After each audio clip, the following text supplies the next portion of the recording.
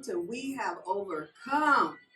Y'all come on in, come on in, come on in. Today we have a special guest, Lamont Ellebb, CEO of Luxury Champagne-Closings and 007 Home Security.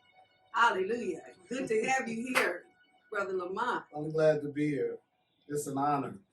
Well, we appreciate that you coming, and you know what this segment is all about, right? Absolutely. We have overcome. Absolutely. So we know that you got an awesome survival story. So what we're gonna do? We're gonna let you go ahead and tell your story. Well, sometimes people leave out the beginning, and that's why they can't heal, because they try to forget the beginning. And the beginning for me is when we left the projects. And when we left the projects, I was 9 years old. And that was the last time we was really a family. We were dispersed.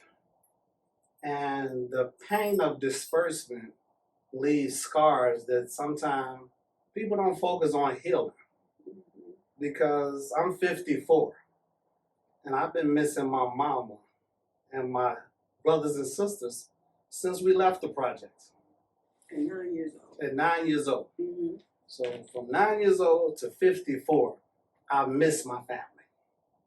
Because being in the same room don't mean everybody's there. You're there physically, but when you have some mental scars, you're really not in the room. Because everything in life is a mindset. So through all that we've been through, I was always in a special place. Even though we were poor, I didn't think we were poor. We just lacked. Because I was happy. And when you're happy with nothing, big things don't impress you. Just being here at the Waldorf Astoria, I was happy just to have a TV in the bathroom. Right. Wow. Out of everything else, it's the little things. That's why we're easily distracted by big things. And we chase things that don't bring us peace, love, or joy. And do you feel that's the problem with society? Yes. Because we chasing something that really don't even matter. Because it's gonna perish. Right. Because I look at all of my role models and heroes. I look at Jesus. Okay, number one. Right. I look at Martin Luther King Jr. Honored to be here in Atlanta.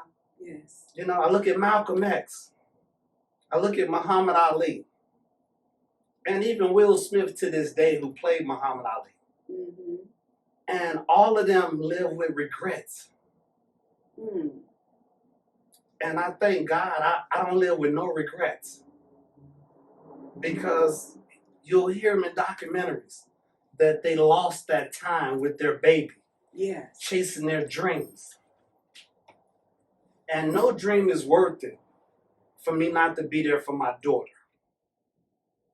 And we make that excuse that we did it for them, but our babies didn't need money. What did they need? They needed our time and our presence. Because you can't build a house unless you're there. That's true. And no house can stand without a good foundation. So a father's presence is the foundation. Because then your child has something to stand on. Because they always say train up a child. But if you wasn't there, you couldn't train the child. And let's go here, since you said that. Now, we started from the beginning, like you said. He didn't start from where he is right now. He started from where he came from. Multiple times you have experienced homelessness. Absolutely. See, a lot of people that's homeless is by choice. Because the places, their options, they didn't really want to go. They would rather be on the street than be somewhere where they're going to be criticized, looked down upon, and talked about. And people don't like when I tell my stories because the scars would have been so severe that I had a choice to go to my mama's house or go to a homeless shelter. And I chose a homeless shelter because I'll never do something that'll make me lose my peace of mind. Mm. Because if you don't have peace, you make bad decisions. Priceless. That's right. And you'll always hear me talk about my pastor. Mm-hmm. Because you have to make comfortable decisions. And I was comfortable going to the homeless shelter. And the reason I was comfortable is because I trust God. Okay. And when I walked into that homeless shelter, God showed up. He was right there. God met me right at the desk where you register at the homeless shelter. How old were you at that time? I don't know. Okay. I don't know. I was probably, well, we're going to talk about my last time being homeless. Okay. Or the fourth or fifth. I don't know. How many times were you homeless? I think I've been homeless about 5 times. About 5 times. And they all were by choice. And the reason they were by choice, because I had to choose my dream. Okay. Over where I was at in my life. And a lot of people won't understand that. See, because they'll say, well, Lamont, you just wasn't stable. You hadn't had a stable foundation. Mm-hmm. Well, my mind was stable. Okay. And nothing steals my joy. So stability is mental. That's where it starts at. Right. Mm-hmm. See, because people in the house, just not a home. Yes. And people in situation, they're not happy. You said something key, and I want to reflect on that real quick before I forget it. Oh, that's okay. About abandonment. Because some people believe that abandonment is when somebody is separated from, or someone's, because it's a separation, or somebody is not in the home or not around. But you can be abandoned in the presence of somebody, and because the person is still not present. Well, what makes you abandoned when people not cheering for you? Mm. That's when you're abandoned. So I've been feeling abandoned all my life. So that's what you were feeling? Yes, and what happens is I turn it into a positive instead of a negative. Because I don't even have negative thoughts. Wow, that's powerful. Because being abandoned is when the people that you think should be cheering for you, they're not. They're not cheering for you. Okay. So who was cheering for you? I was cheering for myself. Yourself? Okay. I'm my biggest cheerleader. All right. God gave me 2 hands to clap and pray. Amen. And that's all I need. Because there is no one breathing today that say, I needed them. Mm. I appreciate everybody that was there for me. Yes. But can't nobody say I needed them. And I want everybody to know all they need is Jesus. So you basically leaned on Jesus and took care of yourself? I leaned on Jesus on everything. On everything. And I've been leaning on Jesus since I was 22 years old. Because it's power in the tongue. And until you use your power, you don't know you have it.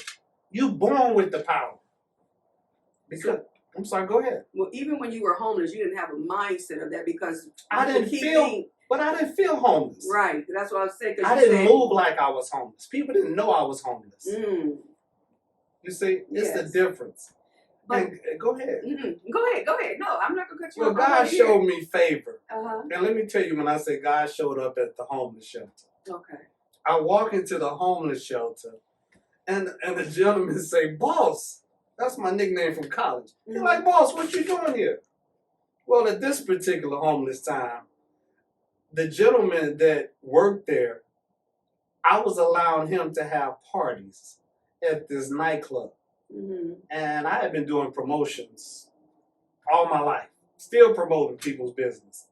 And I gave him a shot because he always wanted to do promotions. Mm-hmm.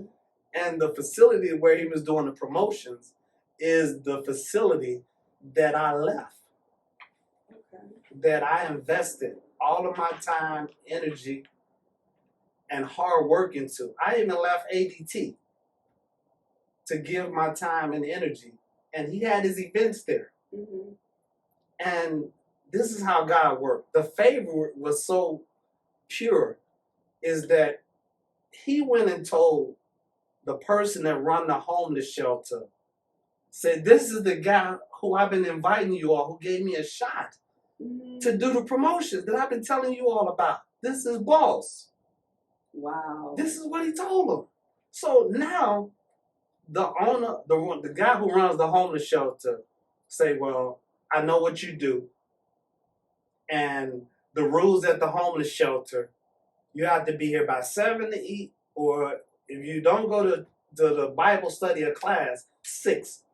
But since you in the nightclub business, you can come in when everybody's asleep. See, that's how favor worked. Wow. I didn't have to be in at 7. Mm-hmm. I was there at 2 o'clock. Everybody asleep.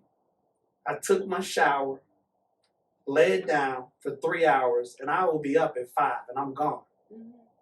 Wow. Wow. Favor. Favor of God. Favor. So the question was, even when I put the post up, how did you survive? God. It's God. Right. See, what happens is, it's not enough to believe in God. And I'm not taking enough from no Christian or nobody, or whatever your belief system is. Mm-hmm. It's just not enough to believe in God. That's like the engine to your car. That's what believing in God is an engine. Okay. Trust is the keys that ignites the car. Now you can go somewhere. Now you moving. Now you have direction. Mm. Like my pastor always say, faith would not be faith if you knew what you had coming. Because it's unseen. It's unseen. Exactly. Belief for how you sitting on this couch the rest of your life, waiting on God to knock on the door. Mm-hmm. Faith, and that's what that really means when it says faith without works is dead. You got to work for it. Mm-hmm. And for me, when I was 22, I said I would die before anybody else tell me what to do. Mm.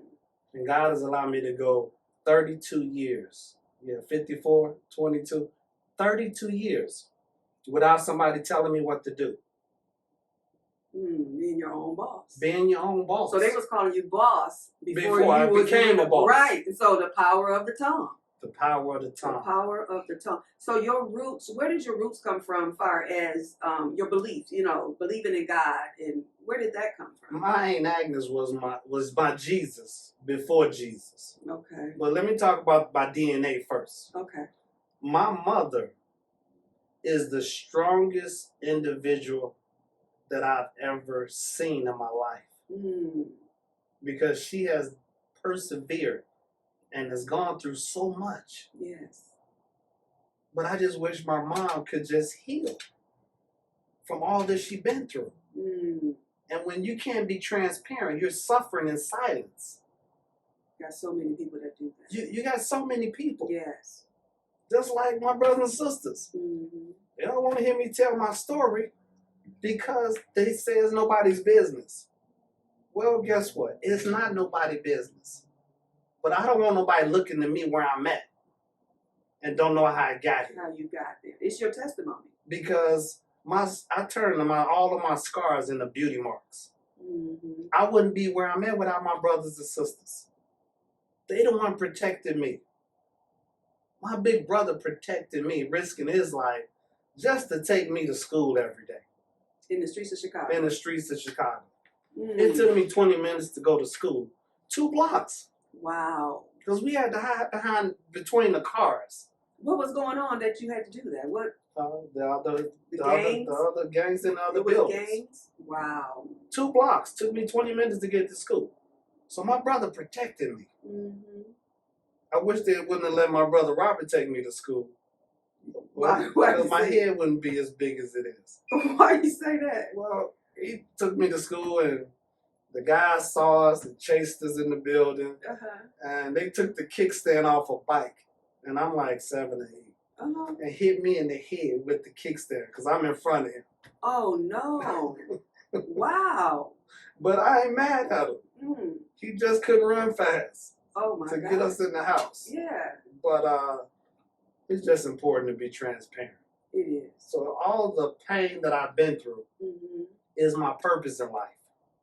Because I want everybody to be free. Yes. Because I'm a stress-free person. I don't care what nobody say about me. I don't care what nobody think about me. Because don't nobody work as hard as me. Right. So everybody wants you to give them something. Mm. Ain't nobody ever gave me nothing. Ain't nobody ever gave me an ADT sale. Ain't nobody ever gave me a home improvement job. Ain't nobody ever gave me nothing. Mm. I worked for it. It's hard to get $5 out of people now for my turkey drive. And you have that every year. Every year for the last 5 years. And the power of the tongue. My pastor was up preaching 5 years ago on November the 10th, which is my mother's birthday, which is the day I believe his dad died. And my pastor's such an awesome man. And he talks about his dad. I said, you know what? I'm going to start having turkey drives and honor his dad. Okay. And in 2 weeks, I raised $10,000 to give out 500 turkeys. Wow. Yep. Tell them about your first time raising money. It was here in Atlanta. Uh-huh. I was 7 years old. And my Aunt Agnes lived across the street from Atlanta Fulton County Stadium. She lived right across the street. And it was this man named Mr. Glass who owned 3 to 4 blocks of vacant lots. And people would park on his lot and go across the street to the football, baseball games, to the stadium. And he had all of this money in these aprons and just making a lot of money. And Miss Davis, who lived in my Aunt Agnes building, the building was like Three's Company. So the Miss Davis was parking the cars in the back. And at 7 years old, my mind clicked and said, Miss Davis, if you scoot all y'all cars over, you can get 7 to 8 more cars in the backyard. At 7. At 7 years old. And that changed my thinking. And that was it. But you made money that day. I made money. And I made money. The money that she made additional, that $40, she saved it throughout the summer for 90 days. And she gave me all of that money. And I took it back to the projects, talking country, and I gave it to my brother. I'm like, I got a heap of money. I got a heap of money. And I gave it to my brother Carl. And that ignited something in me. And I've been this way ever since. At 7 years old. Yeah. So you were born to be an entrepreneur. Yes, I was born. To be one. Born a to be one. businessman. Yeah, at 7 years old, you were already a businessman. Yes. Wow. And when we talk about homelessness, and I think about all the celebrities and great people now that suffer to get to where they are, you know, because listening to Steve Harvey's testimony, he was homeless. Tyler Perry, homeless. And look at them now. And a lot of times, you know, people don't want to go through the struggle part. You know, they want to go around it, you know, and that's a part of their growth, a part of your development, a part of your success. Because you wouldn't be where you are unless you went through, and I'm glad you said that, the beginning. See, there is no shortcuts to success. You'll have more failures than victories. But what people fail to do, they don't enjoy the journey. It's the process. They despise it. See, the process is the picnic. And until you know how to have a picnic in a storm, you're going to always be distracted. You're going to be frustrated. You're going to look at what you don't have. You're not going to appreciate what you do have. Come on, that's so true. It's a reason they have cheerleaders in professional sports. You just need one person cheering for you. That's all you need to keep going. And that's why you got to cheer for yourself. Yes. And that's why people used to look at me like I was crazy when I joined my church. Because I'm always shouting. Because that's my praise. Yes. I don't hold nothing in. See, they'll be shouting like me if God has done what he's done for me, for them. Because God has allowed me to keep my mind for 32 straight years. And my joy. And my peace. It's non-negotiable. I'm not for sale. Nothing can buy me. It makes you appreciate things more too once you go through some things like that. Absolutely. See, The value of things, it's devalued what other people value. see what happens is the reason I appreciate so much, because I ain't had nothing. I ain't had nothing. Kids don't appreciate nothing because you gave them everything. You gave it to them. Thank you. My pastor teaches us, you show love through discipline, not through gifts. You can't appreciate it if it's just given to you. Do you know when it rained to this day? It rained last night here in Georgia. Every time it rained, I think about how I used to change the cardboard in my shoes. Every time it rained. What extreme? So I don't forget. Yeah, what extreme? You said that, the cardboard in your shoes. So I know that's extreme in and of itself. So what other, extreme thing did you experience while you were out there? Eating out the garbage can, shoplifting. But didn't nobody know I was homeless. They did not know. Unless I told them. So and I didn't tell too many people. So because I went and got up and worked. But you were coming from the shelter, going to work. Yes. Wow. So what happens? I didn't stay in this particular time in this shelter. I stayed in this shelter for maybe 2 weeks because God always got you if you trust Him. And you don't go weary and complaining. Because God is waiting for a lot of people to stop complaining to bless Him. So what happened after 2 weeks, at my mom's house, it was a $10,000 check at my mama's house. Really? Yep. And waiting on you. Waiting on me. And the reason the $10,000 was there is because I'm not going to just say the young lady's name. She knows who she is. She took all of my Aunt Agnes' inheritance. Live here in Georgia. Took the land that everything that my great-grandparents used to have slaves, used to have property, all in Union Point, Georgia. And she took everything and just sent me $10,000 after my Aunt Agnes died. So I was homeless, going through a divorce. It was just a lot of things. A lot. Wow. But it didn't steal my joy. It only made me better. It never made me bitter. Because my cuss word is, I'm going to pray for you. So people get mad when I tell them I'm going to pray for them. Because 99% of the people have never heard me use profanity. Wow. Because you're not worth it. Why am I going to get upset? Because you ignorant. Now, how did you learn that? When did you learn that? When did I learn what? Just to be like that. Because, everything is DNA. People don't deny it. My dad was cool as the other side of the pillow. Okay. He didn't use profanity. Okay. So you didn't hear it. You wasn't around it like that. Well, you took it. I was around it, but it was just DNA. Okay. That's all I can attribute it to. Okay. I didn't see a reason to use profanity. Right. That's all. But you knew how to speak. But I didn't judge nobody. Right. I know how to be quiet. Okay. See, that's what I learned from my dad. Because I had nothing to prove. And when you got something to prove, you're talking all the time. Trying to prove something. And that's why I feel so sorry for our men today. Young and old.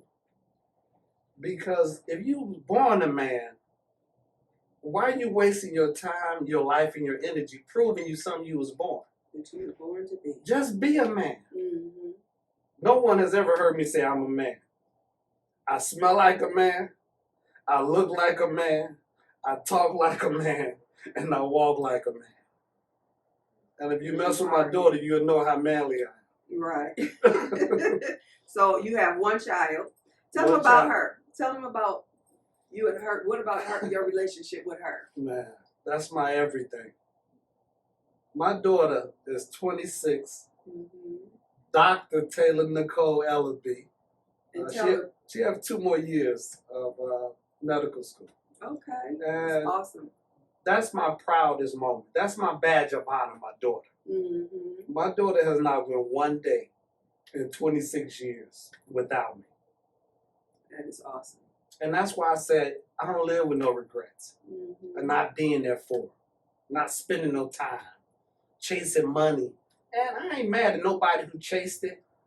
But when they write their books, they always talk about the sacrifice they made. Mm-hmm.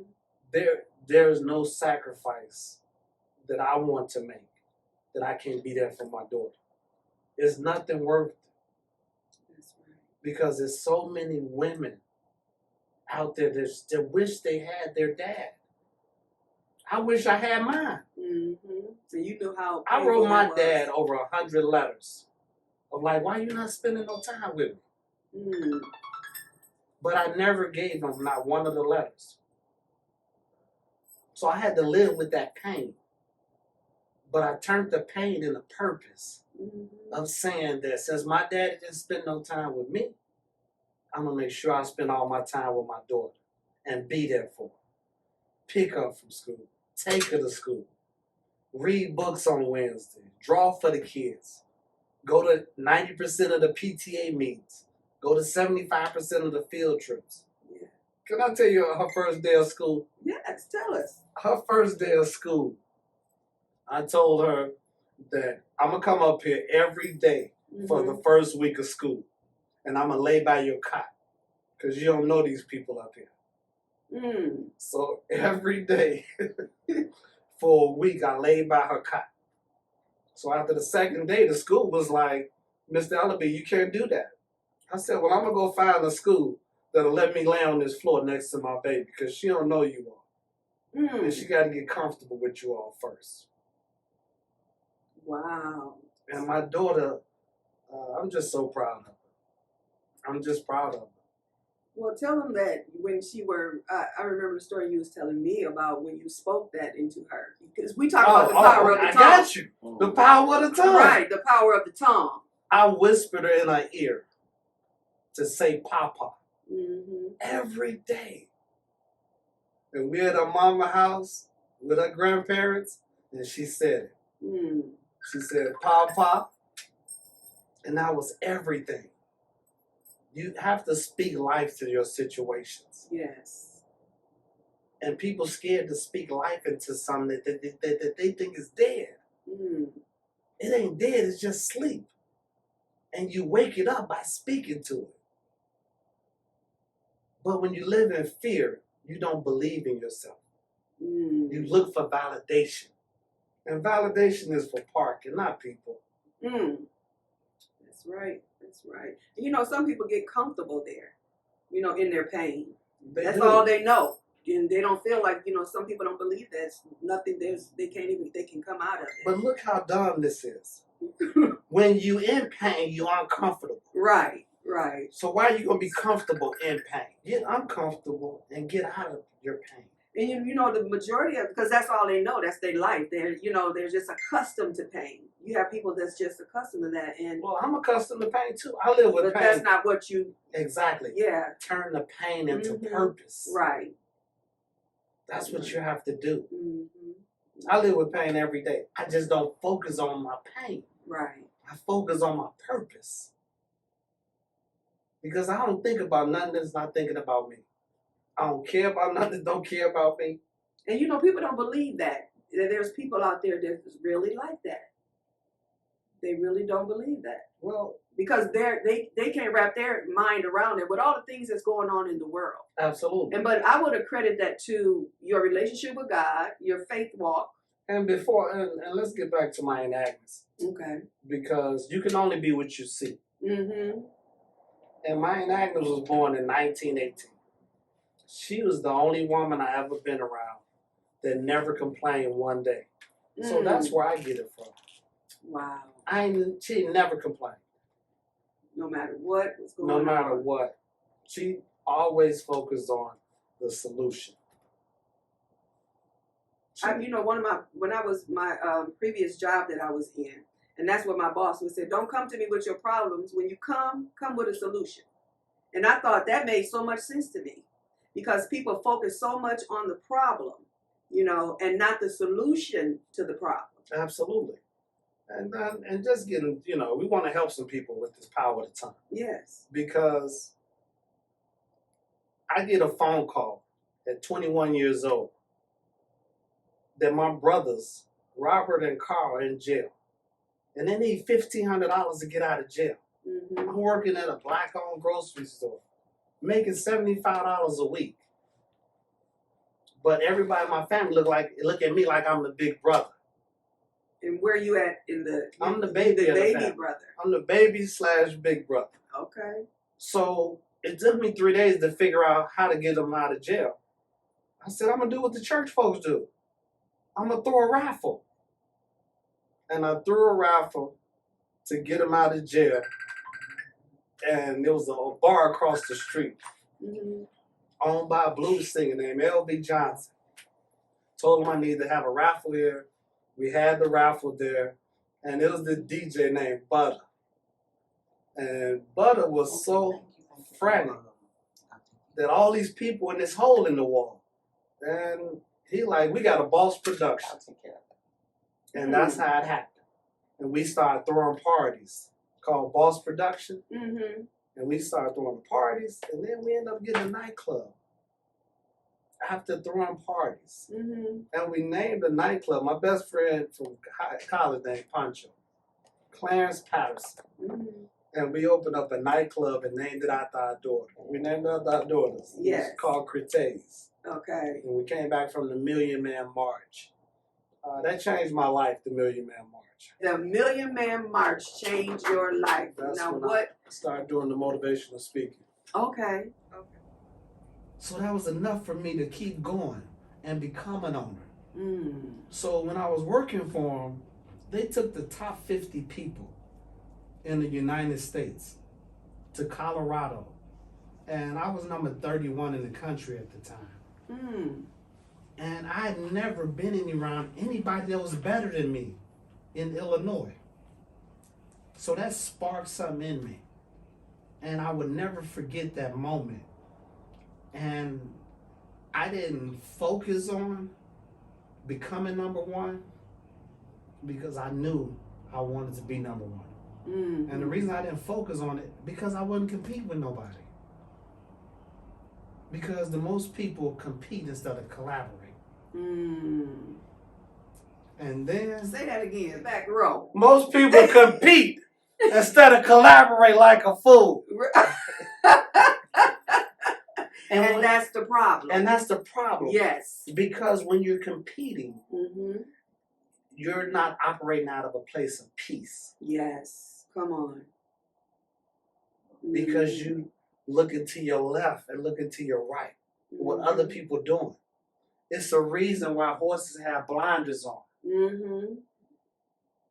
Finish line. Right. They got one focus. It's one focus. Mm-hmm. Mm-hmm. And just focus on you. That's it. And don't care about what other people doing. That's it. So what happened is that Champagne Closings was born. See, I now know what a woman feel like when they water break. Mm-hmm. Mm-hmm. Because my water broke at a closing.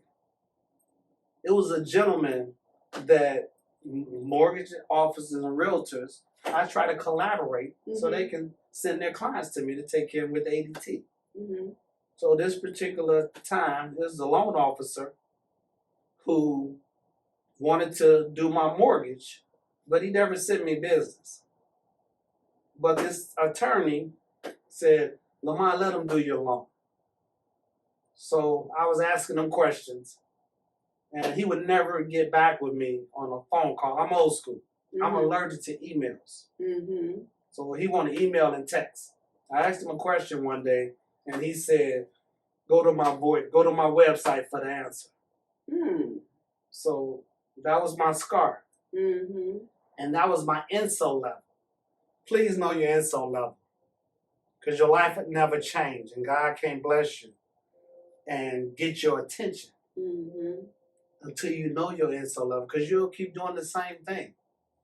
And allowing people to do that. And allowing people to insult you. Mm-hmm. So I took that scar and went home and laid it down. And I was scrolling through Facebook and I saw he had another closing that he didn't refer the client to me. Mm-hmm. And at that moment, my mind turned it into a beauty mark. Because I said, the next time this Negro have a closing, I'm going to walk into the room with 2 champagne glasses and go in the room with a bottle of champagne and open it up and go get the client myself. Mm. And that's when Champagne Closing was born. Wow. So now Champagne Closings is the #1 closing gift. Someone shows up at the closing in a tuxedo, or we meet you at your home with 6 champagne flutes, a nice chill bottle of champagne, and a champagne closing bucket. And we celebrate you. Mm. But it's a process. Mm-hmm. See, people want the prize without the process. So we'll go to the final walkthrough to educate the homeowner on safety tips.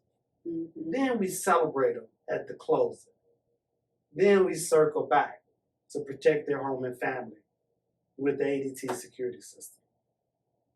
That is awesome. That is awesome. You had an awesome journey. You really did. And most people that went through some of the things that you went through would despise their beginnings. Well, they don't want to talk about it. Mm.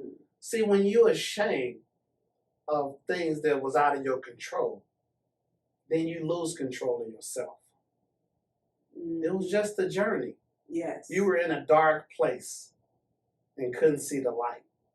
And when they stay there, they can't see the beauty of it. Because, I see the beauty of mine because God delivered me out of it. When I go back and look at my life and the things that I've been through and how I survived those things, I mean, that's the beauty of it, that you're still here. Yes. Because somebody didn't make it. Absolutely. And somebody that went through the same thing that you went through. Absolutely. Didn't have that opportunity or have the opportunity that you and I have to even sit here and have this conversation, even today.